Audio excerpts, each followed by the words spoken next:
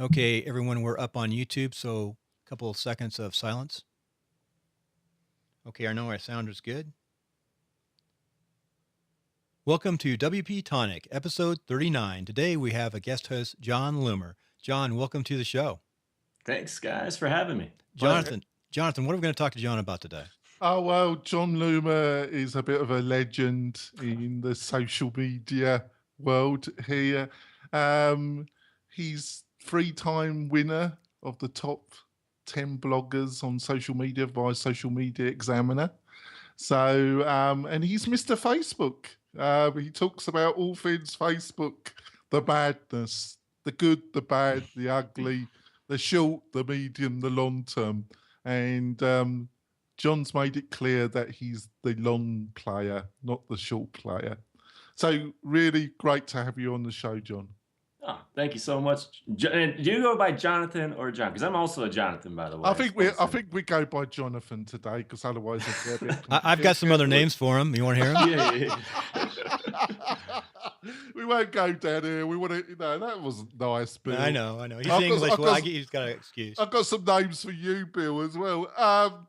So, Jon, so it's pretty obvious that something's kind of get you going, and there's a certain newsfeed company that has recently got you going. So would you like to share your thoughts about that?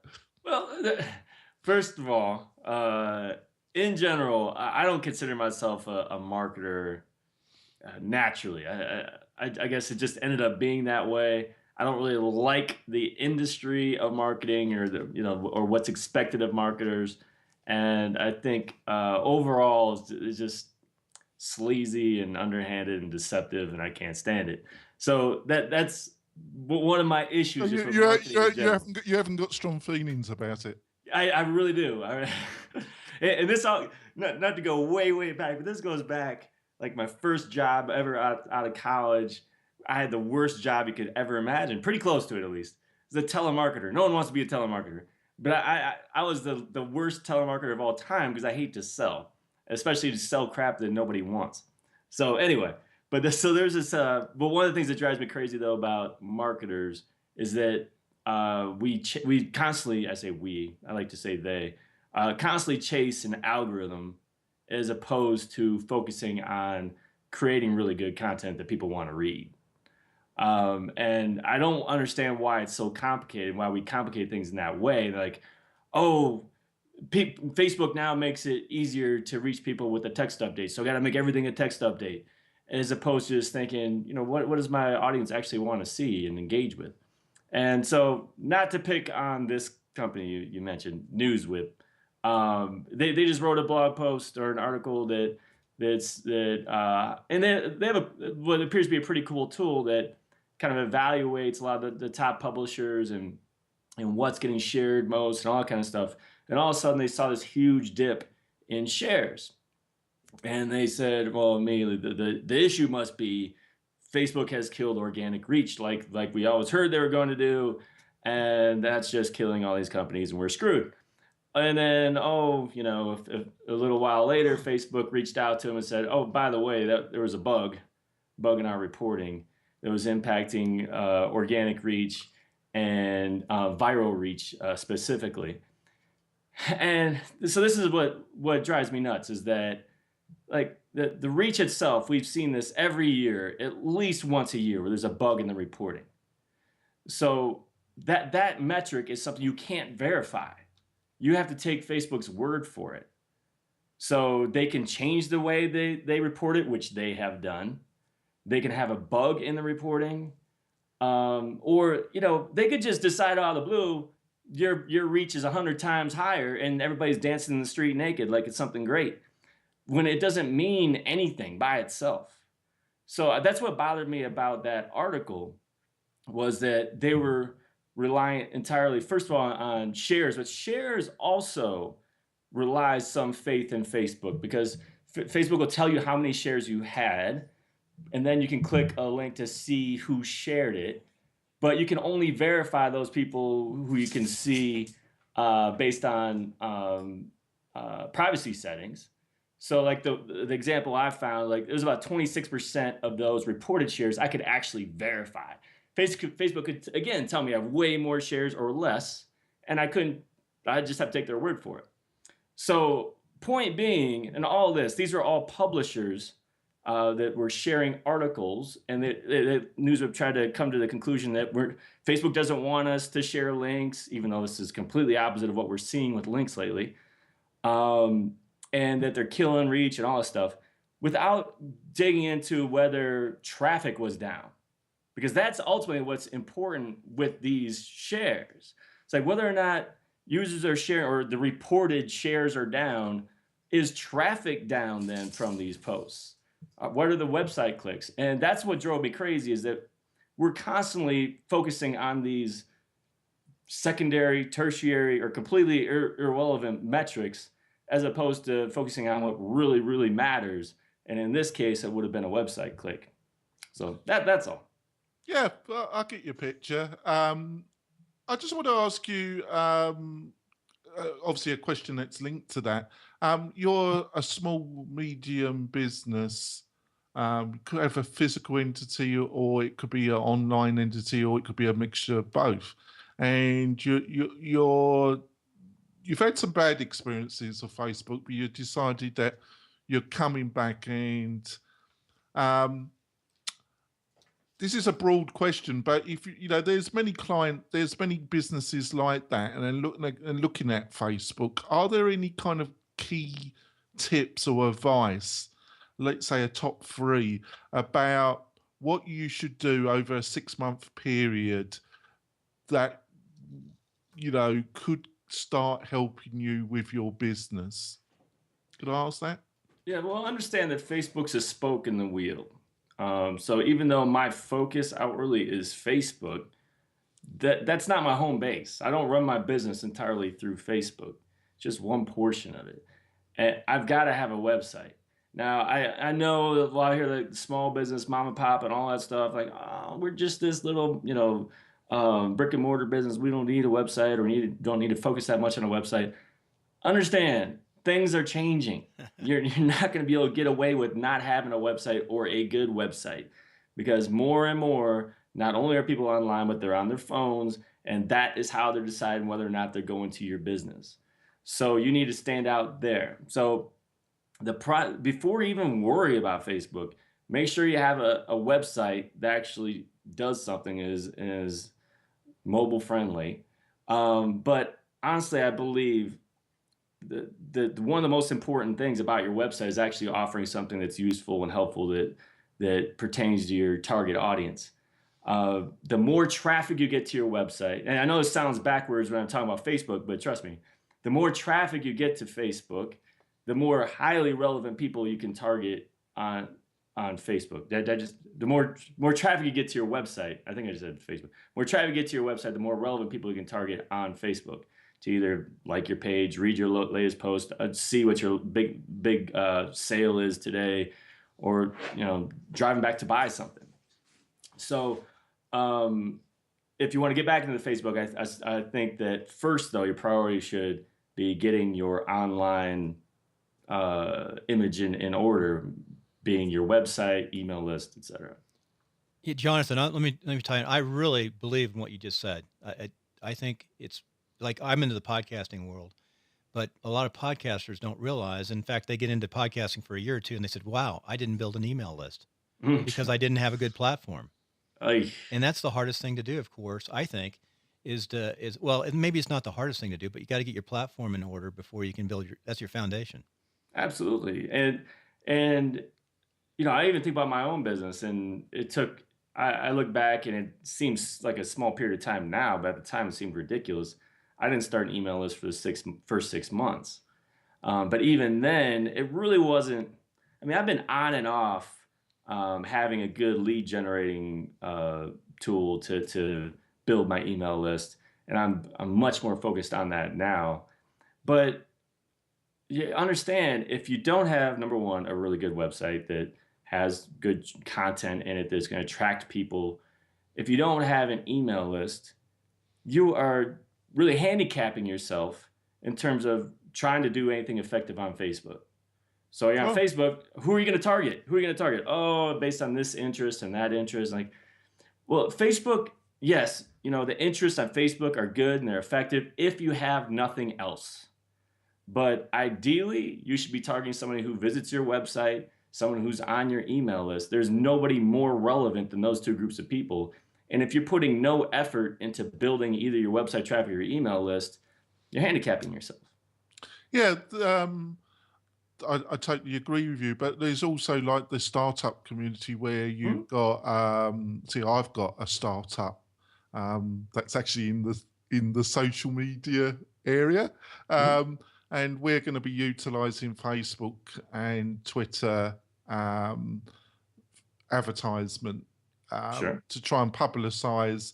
And a lot of our target base doesn't know about us.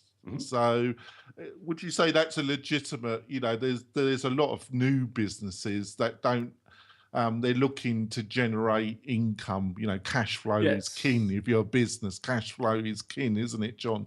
So do you think you can utilize Facebook, when you're a new business and you're trying to publicize and get people into? Yeah. So this is a challenge I hear about often is that, you have a new business. You don't, even though, yes, you're investing in this website and everything else, you don't have any traffic yet. You don't have an email list yet. So what you do is in the early going, you are investing in that though. So in the early going, you have to spend the majority of your budget targeting people who don't know who you are. But that doesn't mean just selling your stuff. It means driving them to your website to read something that's related to what you're doing and that appeals to your target audience. So your majority of your budget will go to people who don't know who you are first. But as you drive more and more traffic, which includes ads, it's promoting just helpful content, not just stuff that's promoting your products. Over time, that website custom audience, those email lists will be growing. So you'll start shifting your budget more and more to these people who actually know who you are. And the effectiveness, therefore, will go up as well. Yeah. So you think it is, but you've got to get the other things correct as well, like content, the look of the site, what your offering is. But Facebook can be a good mechanism, Facebook advertisement, to drive people that wouldn't be aware of your new company, your new product. Right.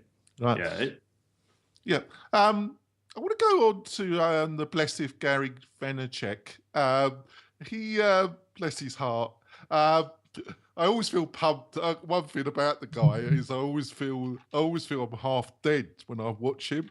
He's kind of at the intensity level that either he's on something or he came out the womb that way. But he made a couple remarks. That one, he was talking about, that everybody's kind of, it's probably finished now, but they're talking about dark posting with Facebook. And I like if you could give a quick outline of what that concept is. And I can tell. Yeah, I mean, it's just, I think it's again something we overcomplicate and make it into like some special sauce. Little magic voodoo that happens. It's got a good name though, isn't it? Dark, it's like dark matter, isn't it? Yeah. Dark posting, isn't it? So all a dark post is a post that never appears organically on your page. It's only an ad. It's dark, meaning it's unpublished, and so it only exists as an ad. Now, but why would you do that? One of the main reasons would be you want to split test. So which copy performs best, which image performs best. Instead of publishing 5 posts that basically are the same thing on your page, you maybe create one and then create 4 variations that are dark, unpublished posts that you run as ads and to compare what performs best. So there's really nothing magical about the dark post itself. It's just that you don't clutter the news feeds of your fans with similar posts, and it's just ads though that you're split testing. Yeah, thanks for that. I thought you'd be the guy to make a simple answer. What's your? I get myself, and I've been grossly negligent, but also I hear from a few clients.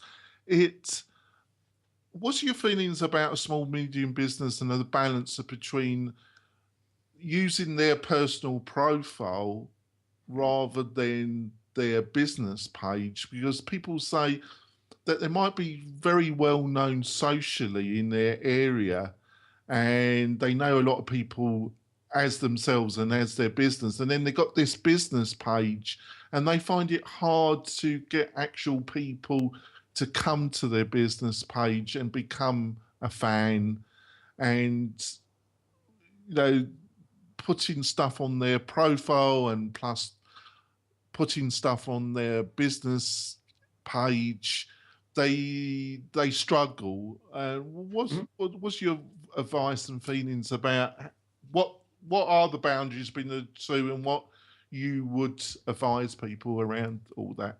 Yeah, so this it's something I struggled with 3 years ago. I even wrote a post 3 years ago when I decided to create my Facebook page, and I didn't create a Facebook page immediately because I didn't see myself as a business. I didn't see myself as a celebrity by any means. So I was like, why do I need a Facebook page? I can just use a profile and get following and all that kind of stuff. And it was more, seeing people who I saw as eventual peers, hopefully, at that time, in Mari Smith, Amy Porterfield, that they split it up.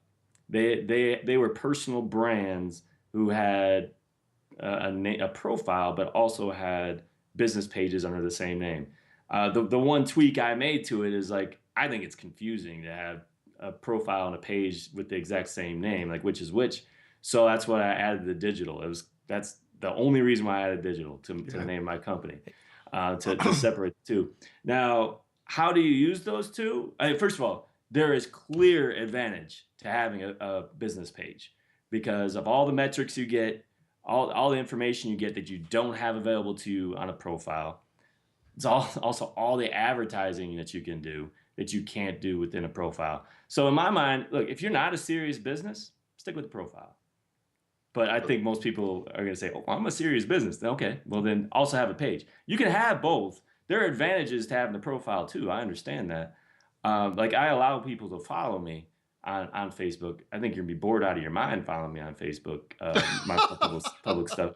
But I use my personal profile to be it's like the more personal stuff. It's not necessarily related to business. It's like because a lot of people know, like, listen to my podcast and things. They know I'm a baseball coach, and so I'll share a lot of that stuff there. And then my business page is more about business. And so that's where I draw the line. And it's not that I never share anything personal on my page. It's pretty rare. Um, but that's how I draw the line. How others draw the lines, up to them. But in my mind, you have to have the business page too if you want to have access to the metrics and you want to be able to advertise and do all those powerful things. Jonathan, let me follow up with questions here. Yeah, sure, Bill. Our business is we deal with real estate agents. We have small agency in California and Nevada, and we're looking at and there's a very now you got different levels. You got the sort of the big mega you just talked about it, people online across the nation, building revenue. But then you go down to your community and city where your businesses are. And that business guy, most of them don't have that. Some do, but they don't understand that personal page, business page.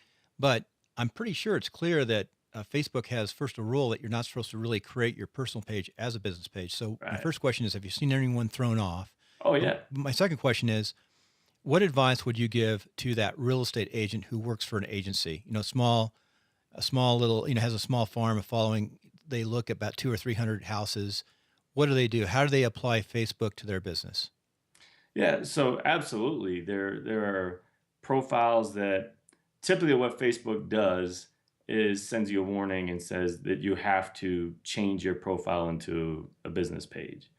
Now again, that doesn't mean that anyone who does anything with that's business related on the profile, that's it's going to happen. It's just you can't use your profile solely as a business, especially if you try to say make your profile name under a business, make a business name under a profile, which is exactly what Facebook's trying to prevent.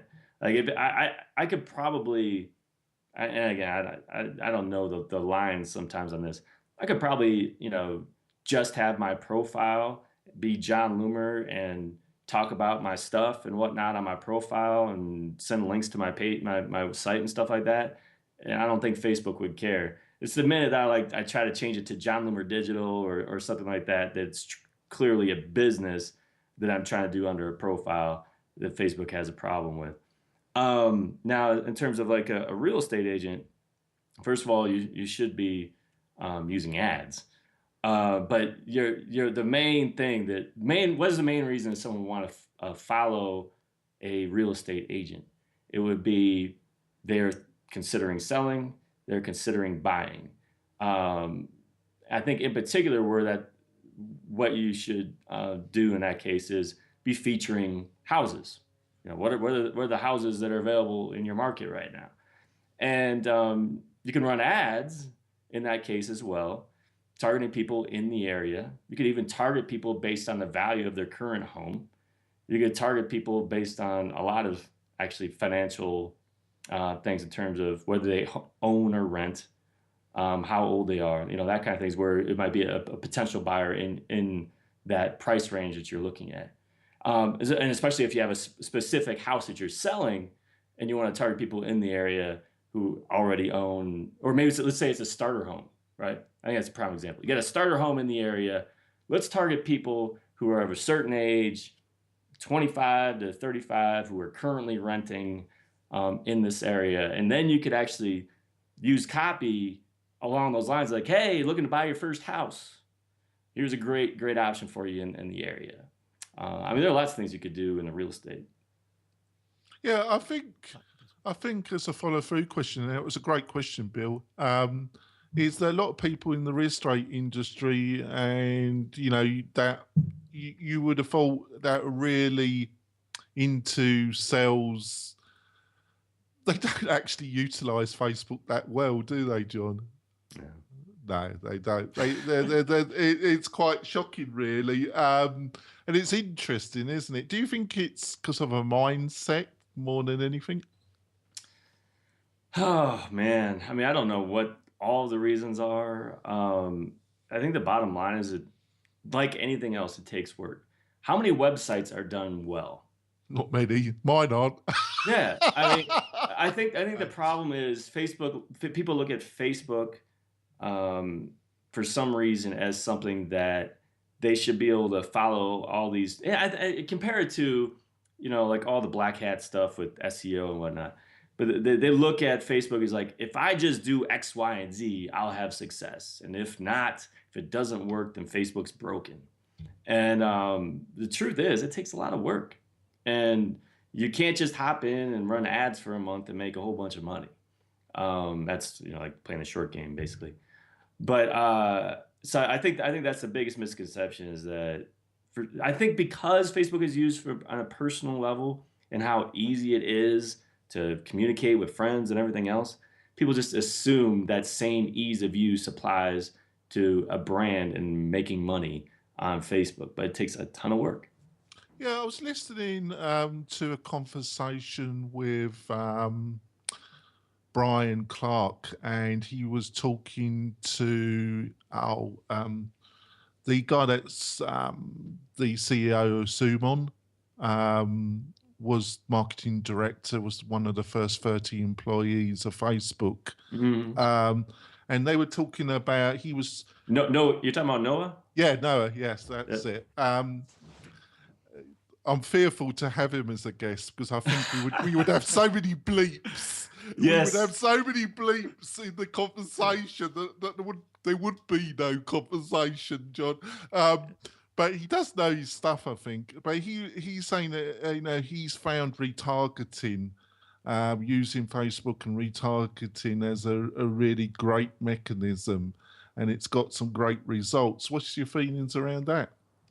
It was a game changer when the ability to target your website visitors first started. It started out as just like something that was available in Facebook's API that you could use third parties to do it. There was the old FBX thing, and then when it came to actual, the Facebook ads interface with website custom audiences, And so basically create any ad you normally would on Facebook, but target people who visit your website or target people who visit specific pages of your website.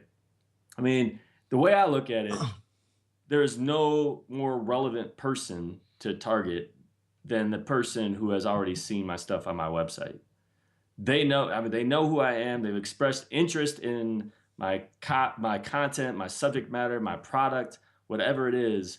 That is somebody I need to continually go after. So they don't need to subscribe to my stuff for me to know that they know who I am, if they've read my stuff and they have an interest in Facebook ads. Whereas with targeting by interest, there's a lot of guessing that goes on, a lot of fuzziness in terms of what makes somebody, how does Facebook determine somebody is interested in something. If you have been to my website, I know you have an interest in Facebook ads, period. So I can run an ad to promote another blog post that's related to Facebook ads. I can run something about an ebook about Facebook ads. And I know that you're a prime candidate to have interest in that. And I could sell a product. Then I know that you're a prime candidate to buy it. So that made it so much easier to target, but it also made it that much more important for you to drive traffic to your site so that you had a decent audience to target in the first place. Yeah, I see it as enormously. It's one, amongst the more professional marketers or people that getting that are prepared to invest the time.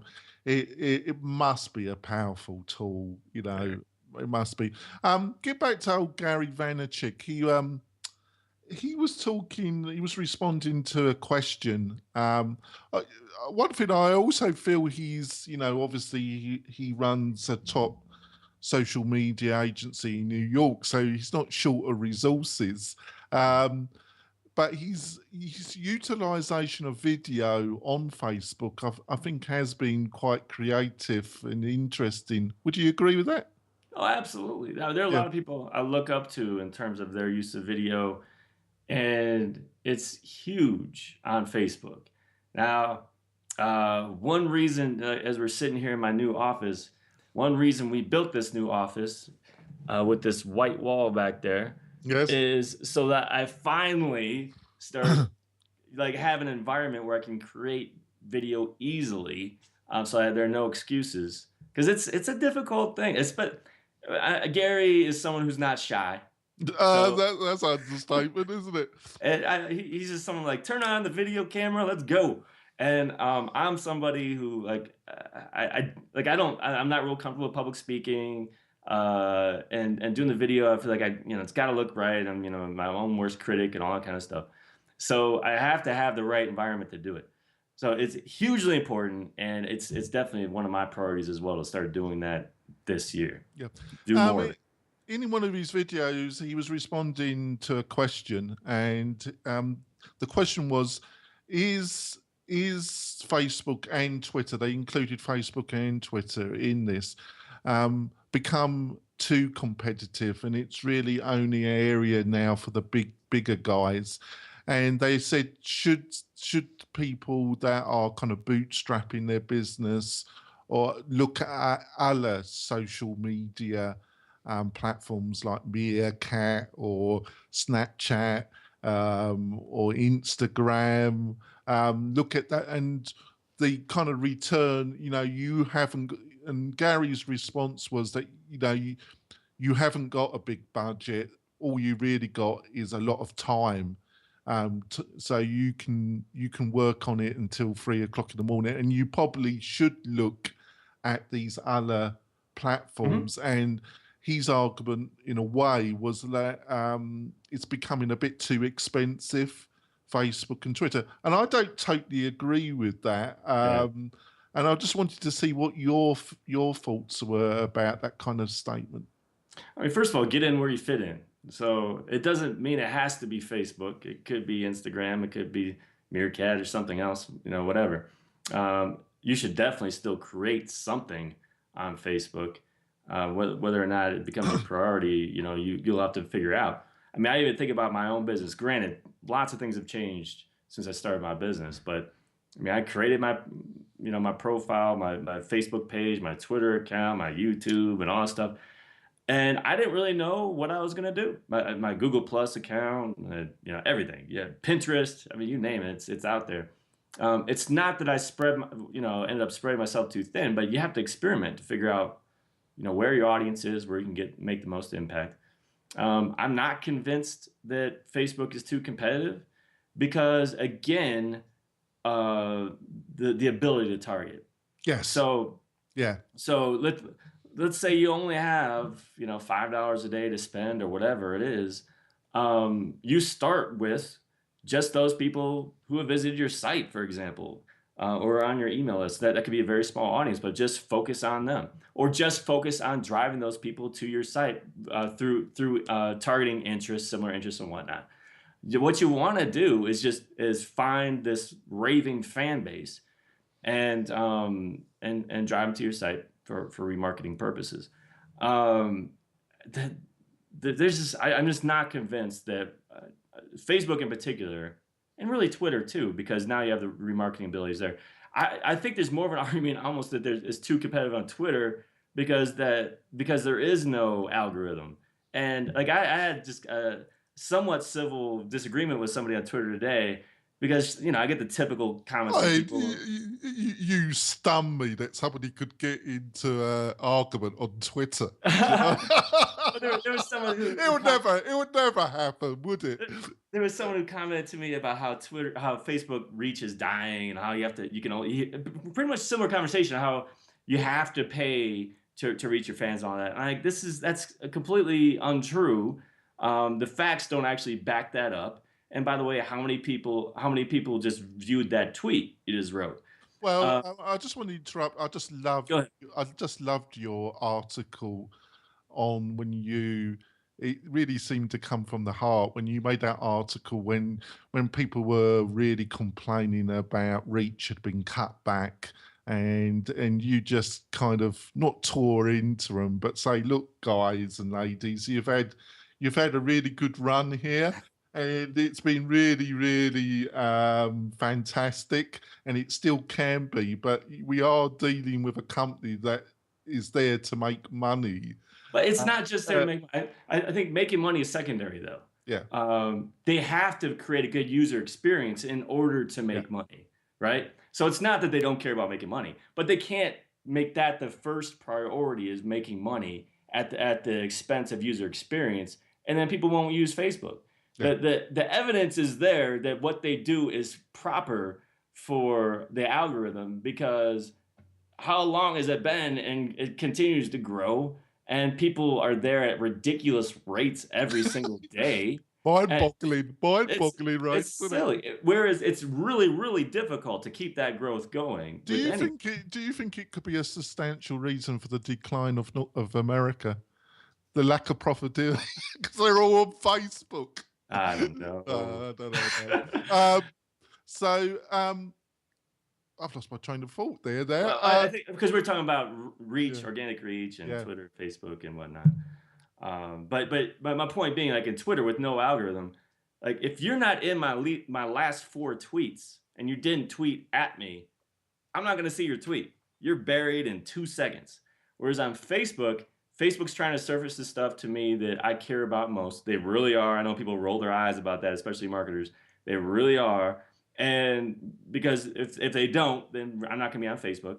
So my feed is moving much more slowly, and the stuff I care about should be there. Um, so am I like, I don't know. I mean, I know why, but we obsess over Facebook reach because Facebook tells us what it is. The truth is our Twitter reach is horrendous, and Yeah. Google Plus is definitely no better. I just we for some reason look at Facebook and users on Facebook like being our email list where they're a stationary target, and like if I throw this out there, it should reach everybody, and that's just ridiculous. Like Yeah. not everybody's on Facebook today. Not everyone was on when you posted it. Not everyone cares about your stupid stuff. And so if you want it to be a Twitter feed, it's going to be worse. If we had this many people, 1.4 billion or whatever people on Facebook for 30 minutes a day, posting crazy amounts of information with no algorithm, you complain about your reach now. The people who want to see your stuff would never see it because it'd be buried in a second. So yeah, that's that topic I get riled up really quickly on, Yeah, obviously. yeah. But I think it's a good point. I just think the two are really two very different animals. And what's worse Yeah. is when people try and, what I would say to people is for goodness gracious, don't use the things that you put on Twitter and then put them on Facebook. Yeah. Because I say you just peeve people off and Yeah. it's a total different animal. I want to ask you, you did mention it, Google Plus. Um, why is it such a train wreck, John? Why you've got some of the smartest people in North America, and it's like seeing a slow motion death, isn't it? And they No, they but keep it's so, trying everything, but it just doesn't work. Do you think in the end they're just going to admit failure, or can they? Somebody said to me they can't let it go because they're losing too much data to Twitter and Facebook, and then they don't have access to that data, and that's why they just won't let the beast go. Really, what's yeah. your I mean, feelings? first of all, I think it's tough to say. I have a hard time saying it was a failure, and this is why. It's not their area of expertise. And ultimately, what they're doing, I know Google Plus lovers who use it religiously hate this, but it is a copycat of Facebook. Let's be frank. That's what it is, and it's not as successful as Facebook. But look, if Facebook can't crack search though either, they haven't quite figured out search. Yep. And Facebook's tried to copy so many things with apps that are just utter and complete failures, but they don't care. They do that. They create failures in order to learn from how it is people use things, and that's what happens when you have a lot of money. You just throw stuff around and experiment and all that stuff. I think maybe the mistake is that from the start, we looked at this, and maybe even Google looked at this. If it doesn't succeed, what a colossal mistake. Whereas I still think, even though I'm not someone who uses Google Plus really, I don't see it as a failure. Um, it's just really hard for anyone to do more than their core competency really well, Yeah, whether I it's a think business or an individual. I just want to clarify there. I think I was a little bit unfair there. I think as a concept, the concept of circles was actually intellectually quite interesting, John. I think linking their business profile in this very vague way is a bit of a mess, and also I think some of their ideas are really fantastic, but Yeah. it was the implementation that has failed. It's like Honestly though, if it would have come out when Facebook did, I think they'd be fine. It's just a matter of why would I be here instead of Facebook? Because it's really the same thing when it comes down to it. It's just naming How things about the different things. search? I mean, everyone talks about Google search and Right. some of the other things that Google's doing, like the Google Hangout, for example. Right. I mean, Yeah. that supposedly helps your website, is driving stuff. And if, for example, if you put your blog on your website and then push it up onto Google Plus, supposedly it helps the SEO. Supposedly, they've also got rid of what is it, the where your user profile appears in search. The if you are the author of a blog post and it's connected to your Google Plus account, it used to show up with your image there Right. in Google search And, results, and they killed that, which kind of surprising to and me. if you have a Google Mail or some other mails, they still have some interaction, which is pretty slick, where you can pull Yeah. up, it'll Nah. populate all your information on the person's Yeah. contact form on I think Google it's Hangout. great. I think Google Plus concept is great, but it's too similar to Facebook. So while yes, you have the photographers, you have really techie people, um, they have this niche of people it really appeals to. Right. But otherwise, why would you move from Facebook? For the And I think casual that user, so for the yeah. the baby boomer user, casual user who's not doing professionally, it's not user friendly as Facebook. It's not as user friendly. Well, I mean, it's not even so much that. It's just that my friends are over here on Facebook. They're not on Google Plus. So they're basically the same thing otherwise. Whether Google people use Google Plus, want to admit to that, it is. Why should I be on there? So if it had come out 10 years ago, I think Google Plus would be a huge success.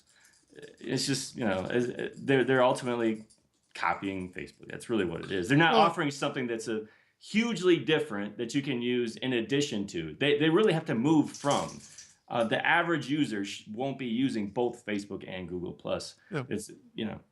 Well, so what's your another one that's interesting that but their CEO, and I think they are doing some interesting things, is LinkedIn.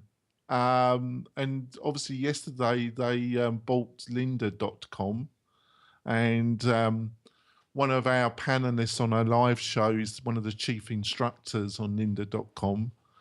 So he's going to be working for LinkedIn there. It was Yeah. quite. So, what's your feelings? Do you think? Obviously, LinkedIn have been trying to.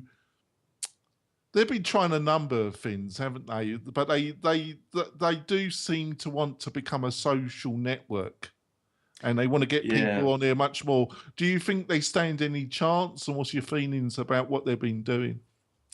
I feel like I am no longer LinkedIn's target audience because I'm an entrepreneur. I'm not ever going to look for a job ever again, hopefully.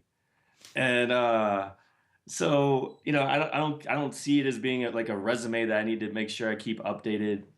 And in general, I hate LinkedIn. I really do. Because I even remember, like, in the beginning, that was one of the profiles that I would update and like create a group and all that stuff. And I was trying to figure out my way.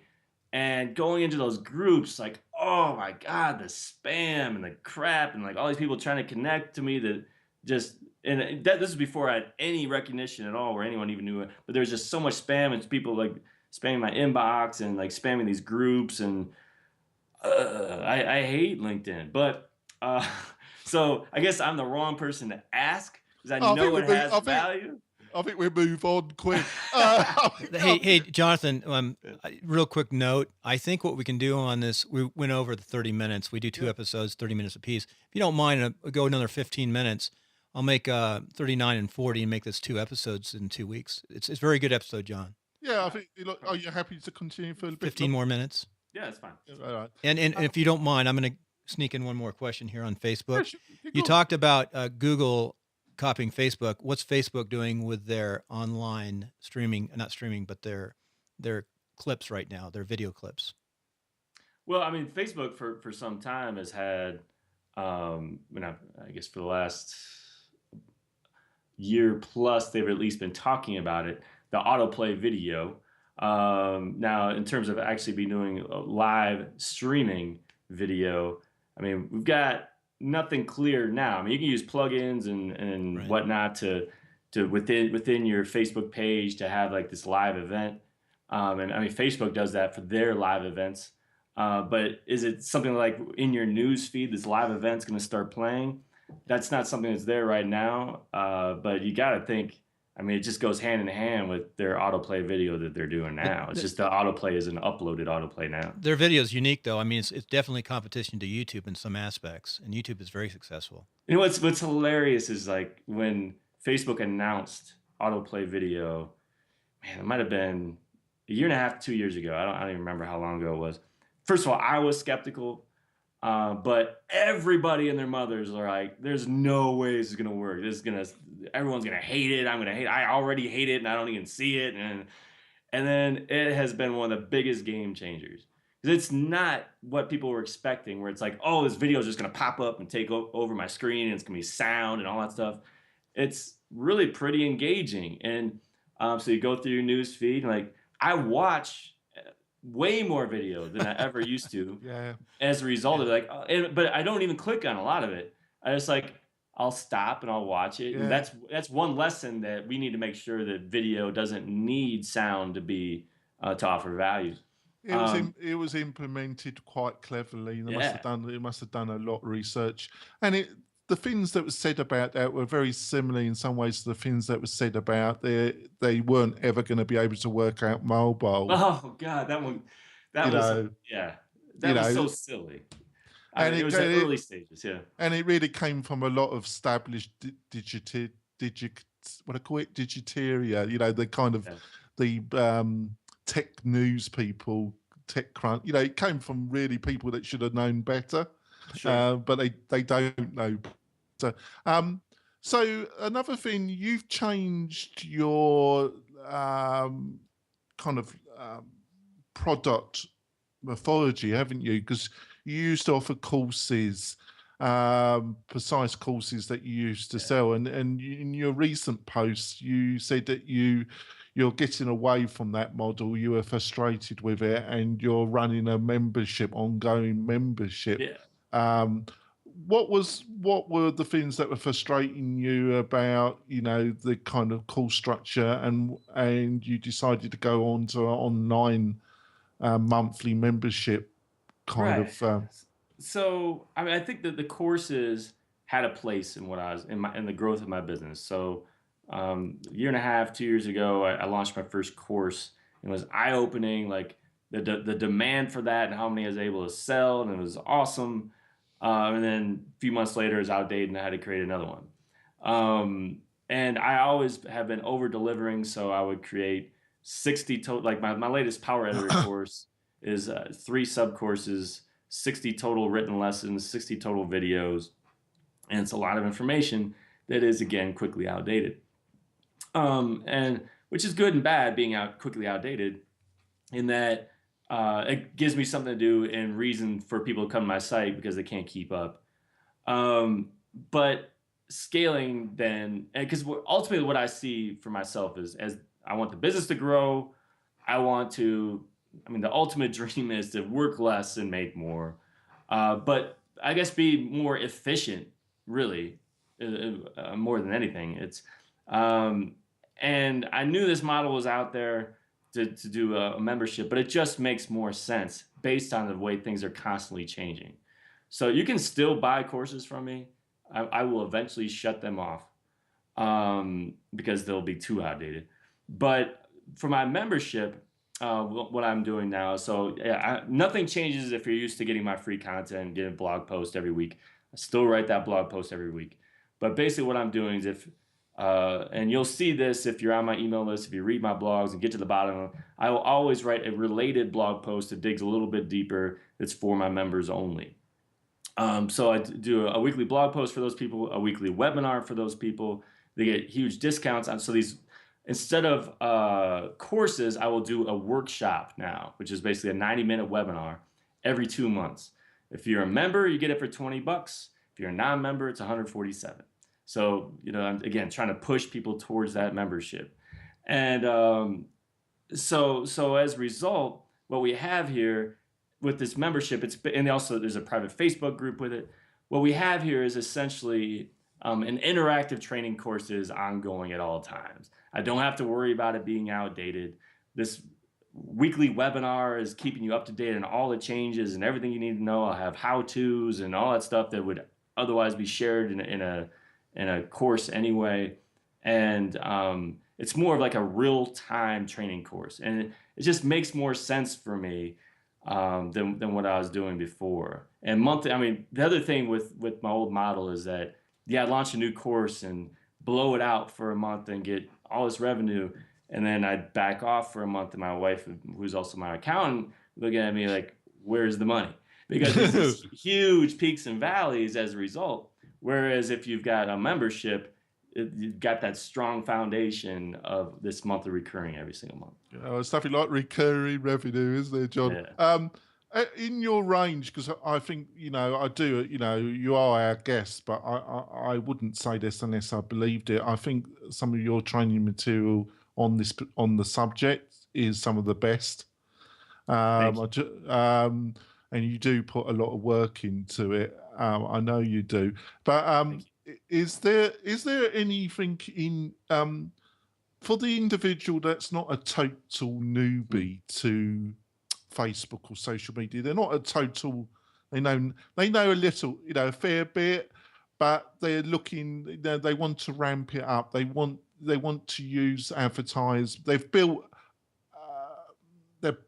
they have people on their profile, they have done work on their page, but now they want to go into the world of advertisement. So they're not a marketer, they're not working for an agency. Is there things that you offer in your packages to guide somebody that wants to get a result through advertisement? That's Um, I mean, a couple of things I offer. I do the one-on-one as well. yes. So yeah, I've That been seems very good value, actually. yeah. So I've been taking on clients now for over a year because that is again one of those things trying to be more efficient. And when you take on clients, as you know, one single client can take up a ton of your time. And I'm trying to build up this online brand and all this stuff, and it takes away from that. So, but in place of that, now I'm doing these 45-minute Skype sessions where we share screens and we talk through your strategy and your obstacles. We can look at your ads and what's available. We can actually walk through, adding pixels to your site and all that kind of stuff. So I mean, that's one thing I would recommend, but otherwise it's just, maybe it's a matter of reading some of the things that I read. Yeah, I what's the mean, kind of, because I actually think there's a gap. yeah, There's a lot of materials that tell you, how to set up your page, how, the fundamentals, you're really newbie. And then there seems to be a set of materials that, like what you delve in, that go into great detail, where you're a really hardcore advertiser and you're looking, but that in between space, I was a little bit disappointed. Are there some online resources that you would recommend? actually, one reason, the time I first started thinking about moving away from training courses was late last year, where I kind of saw some writing on the wall that I heard that Facebook was going to start putting out some of this free material.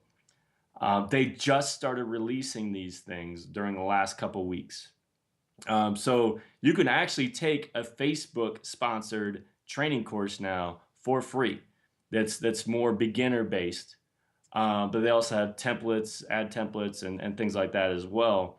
They're actually a pretty decent resource to go through Are they? right now. Oh, Yeah, for especially so, that gap.